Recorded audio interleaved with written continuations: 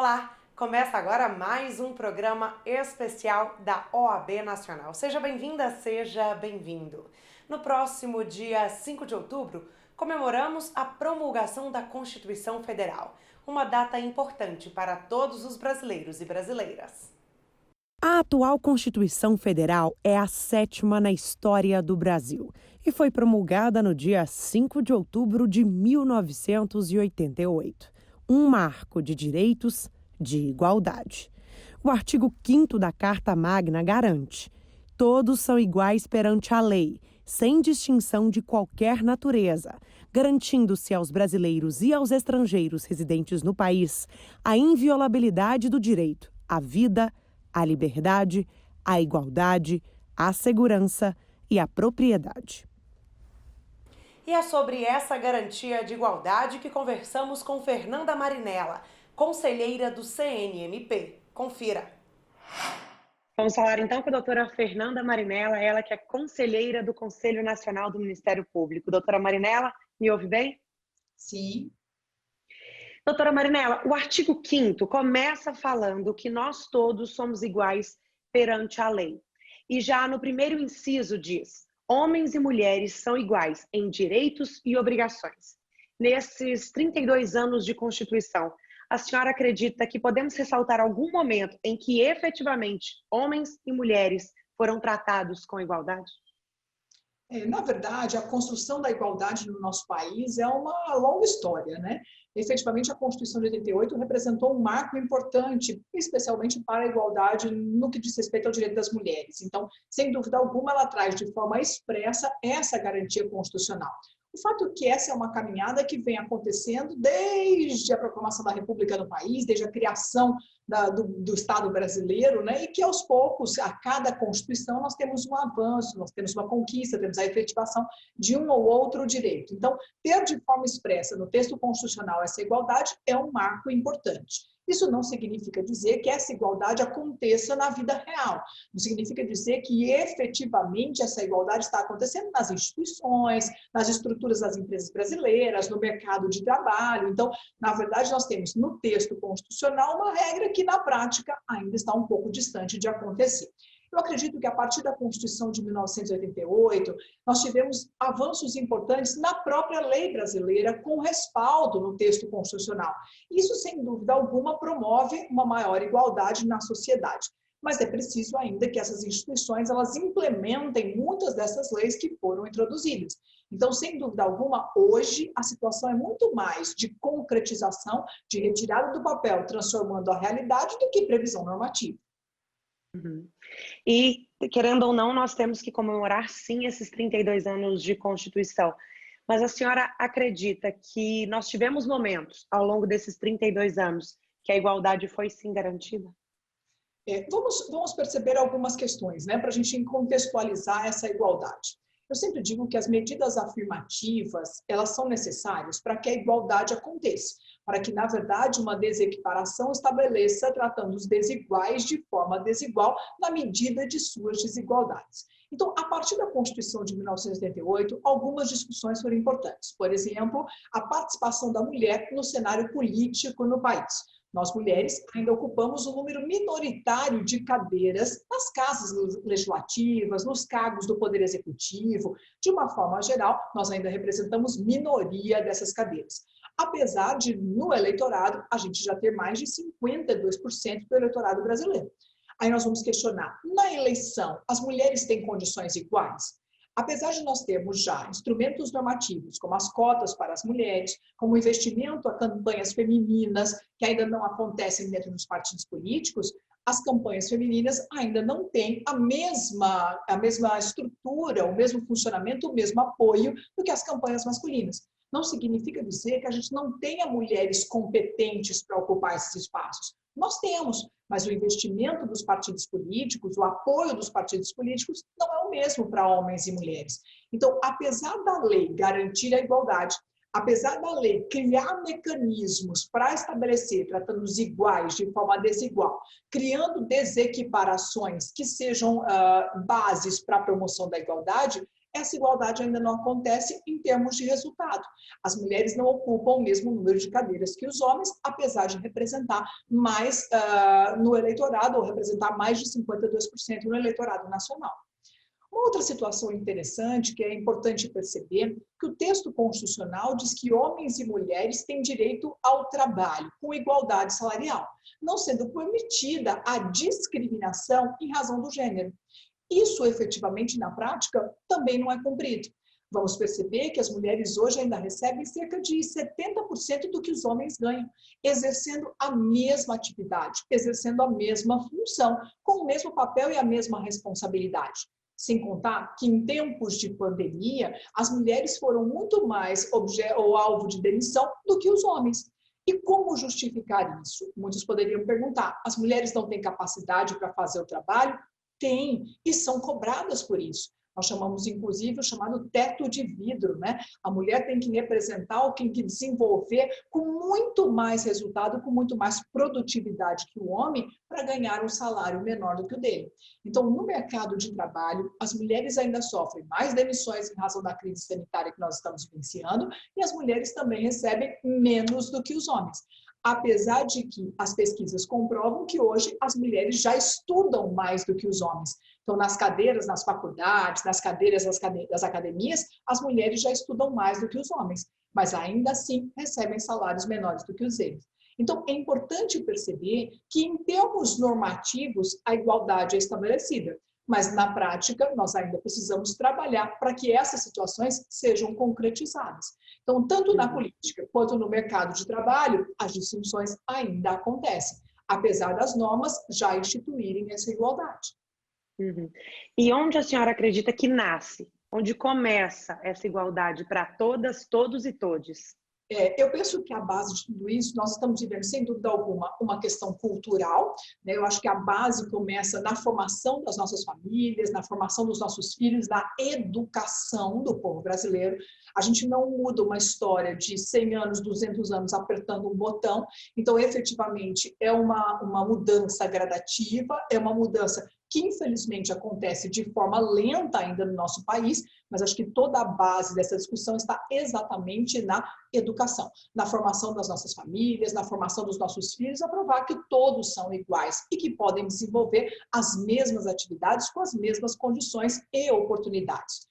No que diz respeito à ocupação de espaços na política, por exemplo, penso que os partidos políticos eles precisam investir mais na capacitação das mulheres, investir mais na estrutura de incentivo para as mulheres, para que elas possam participar de forma mais representativa, né, dentro do partido político. Eu sempre brinco, Natália, que enquanto as mulheres fizerem parte do apenso do partido, porque é assim, ó, PT mulher, PSDB mulher, PSL mulher, elas fazem parte de um apenso do partido. Elas não estão na mesa de deliberação, elas não estão na mesa de tomada de decisão. Então, enquanto as mulheres fizerem parte desse apenso, desse anexo e não participarem da tomada de decisão, automaticamente o investimento das campanhas ele se torna, então, desfavorecido. Eu acho que todo ponto está exatamente em capacitação, em educação. É uma mudança cultural que vem acontecendo e que precisa melhorar. Um dado que nos traz essa reflexão com a necessidade de melhorar é exatamente o combate à violência doméstica no nosso país. Hoje, comprovadamente, as mulheres sofrem muito mais violência doméstica do que os homens, sem dúvida alguma. E após a aprovação do feminicídio, nós temos números assustadores. É lembrar que mulheres morrem pelo simples fato de ser mulher. Você não encontra isso para o homem. O homem não morre pelo fato de ser homem, mas as mulheres morrem pelo fato de ser mulher. Então, essa é uma mudança cultural, é uma mudança da estrutura da família brasileira e que precisa acontecer para ontem. Lembrando que a violência doméstica, o combate ao feminicídio, não é um problema só da mulher, não é um problema só da família, esse é um problema de toda a sociedade, isso é um problema endêmico, é um problema de política pública e o país precisa, o poder público precisa interferir nisso. Então, esse é um problema de todos nós. E essa mudança, sem dúvida alguma, fortalece a participação das mulheres, porque a violência, ela enfraquece. A violência retira a mulher das oportunidades e do mercado. Então, o combate à violência doméstica é um mecanismo de fortalecimento da mulher, de empoderamento. Eu nem sou muito fã dessa palavra, mas é um processo de fortalecimento da mulher a participar desses espaços de deliberação, desses espaços de poder, do comando das empresas brasileiras. Então, o combate à violência é um problema de todos nós, toda a sociedade brasileira. É um problema endêmico. Está em todas as regiões, em todas as religiões, de norte a sul, de leste a oeste. Portanto, é um problema que nós precisamos enfrentar diretamente. Uhum. E quando falamos em desigualdade, desigualdade de gênero, desigualdade racial, a luta é a mesma? Não, sem dúvida não é a mesma, né? Quando a gente fala em desigualdade de gênero, nós temos avanços importantes, nós temos conquistas importantes, que, como eu disse, é lenta, é gradual, mas estão acontecendo. No que diz respeito ao racismo, acho que a situação ainda é um pouco mais delicada. Precisamos mais. Na verdade, eu acho que esse não é bem o meu local de fala, e as pessoas dizem que é preciso se preocupar hoje com o local de fala, né? Mas eu digo que combater o racismo é um problema também que nós precisamos assumir, porque o racismo ele é praticado por muitos brasileiros, brancos ou não, e que precisam ser enfrentados por toda essa sociedade. Porque não é um problema da Fernanda, da Natália, da Maria, do Pedro, do José. É um problema da estrutura da sociedade brasileira. Então, se nós pensamos em violência doméstica contra as mulheres, nós temos que pensar que a violência contra a mulher negra é ainda muito pior. Na verdade, a violência contra a prática do racismo, a violência racial, ela é muito mais grave, porque ela atinge famílias inteiras, ela atinge crianças, ela atinge pais que comandam aquela estrutura familiar, que com certeza é uma questão estrutural e que precisa ser modificada. Mas acho que todos nós temos que nos apropriar, porque essa é uma responsabilidade de todo brasileiro, de toda brasileira. Essa é uma responsabilidade social. Enquanto indivíduo político, enquanto indivíduo social, a gente tem o papel de combater o racismo. Há quem diz que o artigo 5º é o artigo mais importante da Constituição por garantir os nossos direitos fundamentais. A senhora concorda? Não, sem dúvida alguma, o artigo 5º é um primor, né? A Constituição de 1988, ela foi chamada Constituição Democrática, Constituição Cidadã, e na sua estrutura tem lá o artigo 5º. Você tem a garantia com relação a direitos fundamentais, à liberdade, como a liberdade de expressão, como o direito ao trabalho, o direito à saúde, direito à vida. Então, são garantias que estão previstas no artigo 5º da Constituição Federal e que precisam de políticas públicas para que elas aconteçam. O que nós temos que entender é que não basta estar no artigo 5º, não basta estar no texto constitucional. O fato de estar no texto constitucional traz para o poder público a responsabilidade de instituir políticas públicas para a efetivação desses direitos. Então, eu tenho uma garantia no texto constitucional, exemplo, que depende de uma lei, e a lei não é elaborada, a lei não é aprovada, de que vale estar no texto do artigo 5º? Então, sem dúvida alguma, o texto do artigo 5º é um texto primoroso, é um dispositivo fundamental para a estrutura democrática brasileira, mas ele precisa ter políticas públicas na sua implementação, seja aprovação de leis específicas, seja aprovação de instrumentos de política pública, de investimento público para a efetivação dessas garantias. A segurança pública no país, por exemplo, é uma garantia social e precisa ser um problema de todos os atores do sistema de segurança, de justiça no país. Não é um problema só da polícia, não é um problema só da administração do Poder Executivo, é um problema do Ministério Público, do Executivo, do Legislativo, é um problema da advocacia, é um problema de toda a sociedade. Então, é importante perceber que não basta estar previsto no artigo 5º, ele precisa sair do papel e transformar a nossa realidade. Mas ali tem primorosas garantias que merecem nosso aplauso. E hoje, como que a advocacia brasileira, como um todo, pode ajudar na garantia do direito de igualdade? Eu sempre digo que a advocacia, ela, além de ser uma função essencial à efetivação da justiça no nosso país, tanto que é uma profissão que foi elencada no texto constitucional, nós somos, na verdade, atores do sistema de justiça. E a advocacia, como ator do sistema de justiça, também tem a obrigação de efetivar a garantia do artigo 5º, tem a obrigação de efetivar a igualdade no nosso país. Eu sempre digo que nós advogadas somos solucionadores de problemas. Nós tentamos resolver conflitos, tentando solucionar problemas. Não necessariamente nós precisamos judicializar ações. Nós precisamos, na verdade, encontrar caminhos para a solução dos problemas.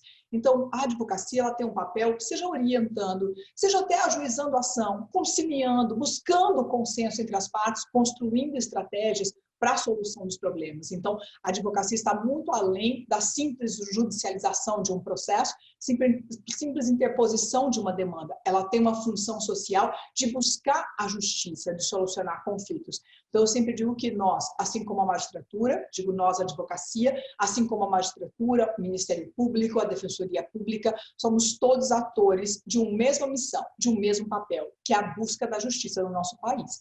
Então, eu acho que a advocacia tem essa função social e que significa também buscar a igualdade. Porque uma sociedade desigual, ela não pode se desenvolver de forma equilibrada. Ela não pode se desenvolver buscando ou efetivando a justiça. Porque ser desigual já é ser injusto, ser desigual já é ser excludente. E nós não podemos permitir que isso aconteça.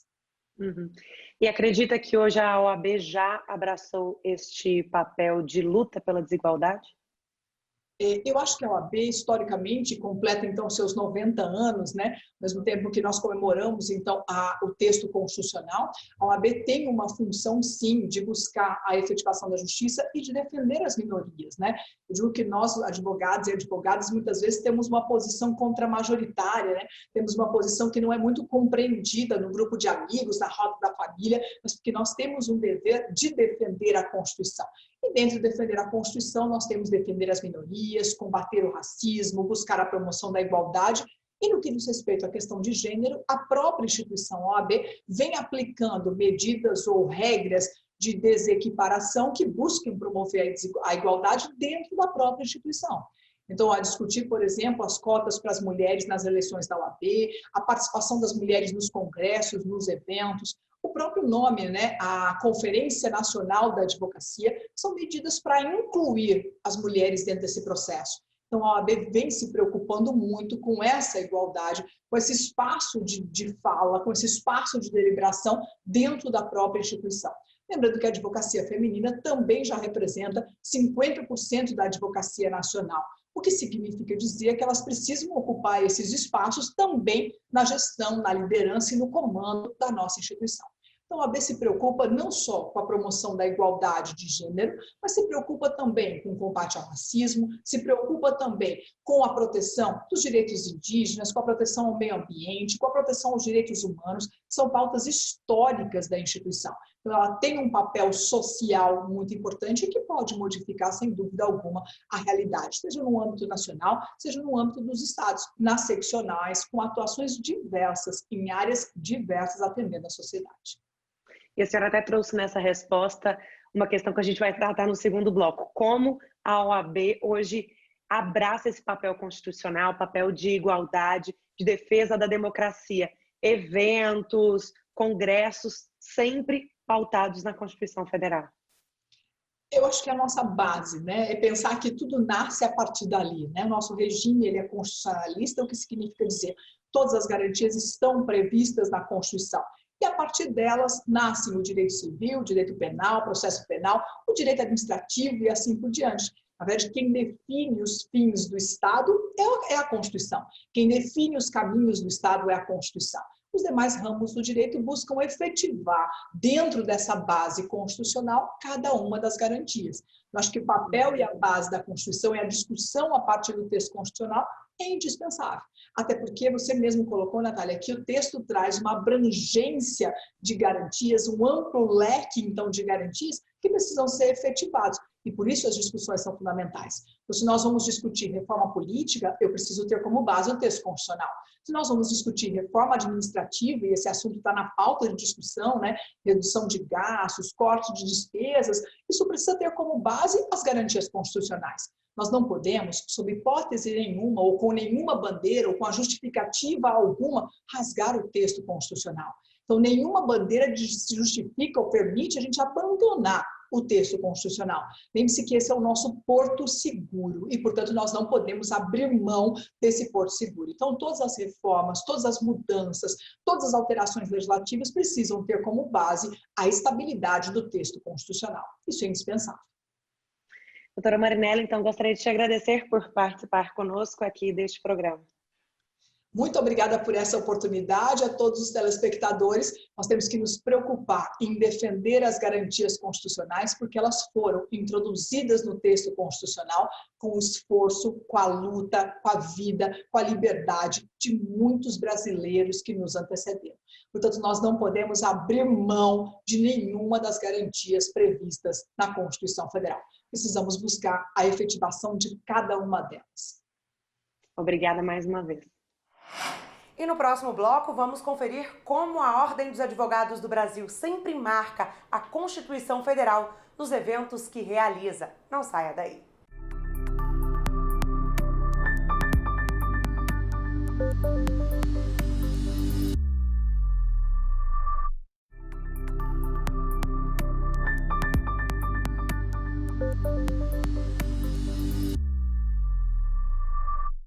Estamos de volta e vamos continuar falando sobre Constituição e direitos fundamentais. Debates organizados pela Ordem marcam sempre as garantias fundamentais previstas na Constituição, como o direito à saúde. O artigo 3º da Constituição assim fala: constituem objetivos fundamentais, e vou logo para o inciso 4, promover o bem de todos, sem preconceitos de origem, raça, sexo, cor, idade e quaisquer outras formas de discriminação.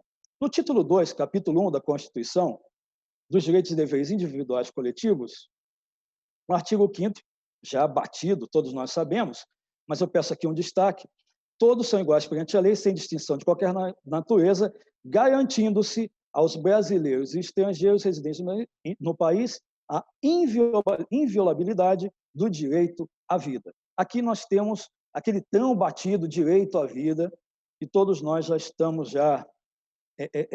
como dizer assim, eu não digo cansado, porque o direito da vida nunca cansa, mas nós já sabemos de cor.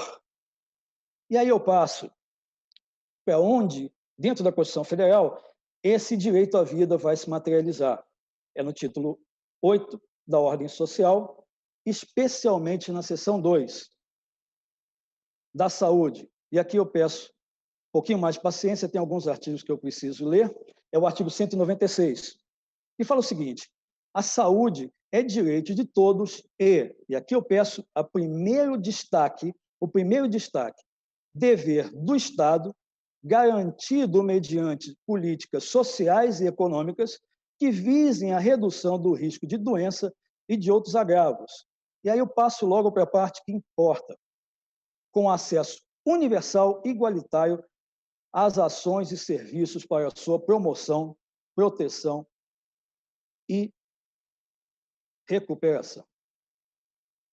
A gente tem na nossa legislação penal inúmeros apontamentos de mentiras que, em certos contextos e com certas características, são consideradas crimes. Então, no campo do crime contra a honra, a calúnia. No campo do crime contra a administração da justiça, o falso testemunho, a autoacusação falsa.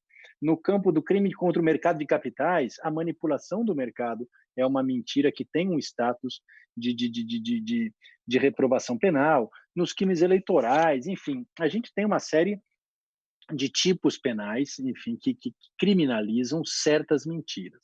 Agora, a questão, e eu acho que o desafio, é quando a gente trata daquelas mentiras que não fazem parte do tipo penal. Eu acho que a gente tem que discutir aqui efetivamente, a delimitação na legislação penal dessas mentiras é a única delimitação do campo de intervenção estatal legítimo sobre a mentira? E eu, particularmente, aqui não estou nem discutindo quais são os critérios para criminalizar ou não certas hipóteses de mentira, mas a mim me parece que, fora desses tipos penais, qualquer intervenção estatal sobre o conteúdo de alguma espécie de comunicação é ilegal, é indesejável e é perigosa. Um país com mais igualdade entre todos, todas e todes também é um tema recorrente nos eventos da OAB. Uma das principais demandas nossas é saber quem somos e onde estamos no sistema de justiça. É necessário que todos os órgãos que compõem um sistema de justiça façam um censo interseccional, um censo que evidencie gênero e raça, um censo que deixe Óbvio, quantas mulheres negras somos? E se formos poucas, aí sim é que nós precisaremos ainda mais de políticas afirmativas, porque nós não estamos pedindo paridade, porque o que estamos pedindo é ações afirmativas. Nós não temos vergonha de pedir cota, porque cota é uma exigência de reparação histórica, mas não apenas. A cota traz em si, todas as ações afirmativas trazem em si um valor inato, implícito, que é o valor da diversidade, que é o valor da pluralidade. Sem a perspectiva de uma jurista negra, sem a perspectiva de quem olha a partir dessa encruzilhada, que não só une gênero e raça, mas que une outros sistemas de opressão, como o próprio capitalismo patriarcal, como o sexismo, e tantos outros indicadores e opressões que se juntam nessas encruzilhadas das mulheres negras lésbicas, trans e todas as mulheres negras na sua pluralidade. Devemos sempre falar no plural, mulheres negras, juristas negras, para que isso contenha em si toda a nossa pluralidade, sem esquecermos nunca das mulheres indígenas, das negras da terra, que se podem e muito reforçar essa nossa luta. Eu quero contar para vocês um pouco, na prática, do que está acontecendo com as advogadas e com os advogados com deficiência. E eu vou começar fazendo um recorte a partir de 18 de dezembro de 2013, que foi quando entrou, o PJE torna-se obrigatório, ele foi imposto de uma forma rigorosamente assodada, ele não estava pronto, ele não podia entrar naquele momento, mas entrou através da assinatura dessa resolução do nosso ministro Joaquim Barbosa, à época presidindo o CNJ e o Supremo.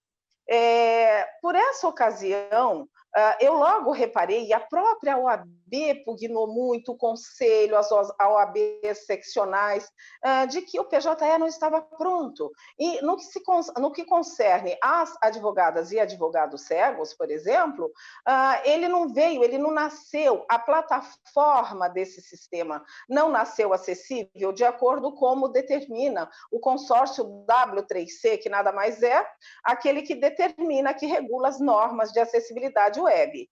E por conta que ele nasceu inacessível, os meus leitores de tela, por não terem o conteúdo codificado, eles leem nada. Quando eu digo meus leitores de tela, é de todo mundo que tem deficiência visual, obviamente não é exclusivamente meu. Quando eu percebi isso, e a OAB, nós gritamos muito, pugnamos para que tudo fosse corrigido, e a coisa não teve jeito. E continuou prejudicando esse nicho da advocacia. Muito bem. Por muito custo, eu consegui uma liminar do ministro Ricardo Lewandowski em uma ação de mandado de segurança para que eu pudesse continuar peticionando em papel, o que eu faço até hoje, mas, obviamente, depois de quase 7 anos, isso tem uma conotação moral. Isso realmente é um afago para a minha dignidade, porque é muito triste a gente ser excluído. E este programa especial da Ordem dos Advogados do Brasil fica por aqui. Obrigada por acompanhar conosco. Vale lembrar que todas as últimas informações da Ordem você confere nas redes sociais. É só seguir no Instagram e no Twitter CFOAB, no YouTube e no Facebook OAB Nacional. Ficamos te esperando. Tchau, tchau e até a próxima.